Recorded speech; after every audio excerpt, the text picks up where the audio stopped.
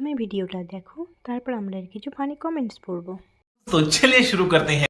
এবার সুমি সন্ন্যাসে নেমেই যাবে, ঘরে আর সুমিকে রাখাই যাবে না। তাই ভাবলাম বাড়িতে ফ্রাইড রাইস আর একটু চিলি পনির করে সঙ্গে হৃদয়কেও ডেকে নিই, একসঙ্গে দুইজনেই খেয়ে নেবে। বুধবার যেহেতু বাড়ির সবাই নিরামিষ, তাই আমি নিজেই সবার জন্য রান্না করে নিই। এদিকে আমি সুমিকে বললাম, সুমি তোর সমস্ত কাজ তুই ভালো করে গুছিয়ে নে, কাজে এত ব্যস্ত থাকে যে মেয়েটা আমার সুস্থ হয়ে খেতেই পারে না। সন্ন্যাসে নেমে গেলে হয়তো সুমি আর বাড়িতে থাকতেই পারবে না, কোনো দরকার হলে হয়তো বাড়িতে আসবে, কিন্তু বাড়িতে থাকতেই পারবে না। আগে একবার ওর পনির সেটাটা খাওয়াই হয়নি, একবার ওকে বানিয়ে দেবো। যে মেয়ে আমার নিরামিষ খেতে একদম পছন্দ করে না, দেখতে দেখতে একটা মাস পুরো কেটে গেল। মহাদেবের নামে থাকলে মহাদেব সত্যিই শক্তি দেয়। সে যাই হোক, এদিকে দেখো কথা বলতে বলতে আমার চিলি পনির বানানো হয়েও গেল। এটা বানানো একদমই সোজা, এইভাবে তোমরা চিলি পনিরটা বানিয়ে খেয়ে দেখো। আমার মনে হয় সুমির থেকে সুমির বাবার কষ্টটাই বেশি হচ্ছে। প্রতিদিন আমাকে জিজ্ঞাসা করবে তুমি মায়ের জন্য আজকে কি রান্না করবে। নিরামিষ রান্না করো, কিন্তু মায়ের জন্য ভালো কিছু রান্না করে দিও, যাতে আমার মায়ের খেতে কষ্ট না হয়। এবার আমি সবকিছু গুছিয়ে সুমিকে আর হৃদয়কে খেতে দিয়ে দেবো। তোমরা সবাই হৃদয় আর সুমির কাছে শুনে নিও ফ্রাইড রাইস আর চিলি পনির খেতে কেমন হয়েছে।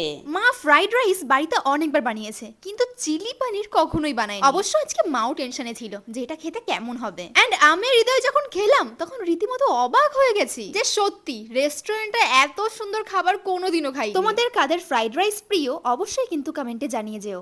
A few moments later. কি কি কি কি ফ্রাইড রাইস?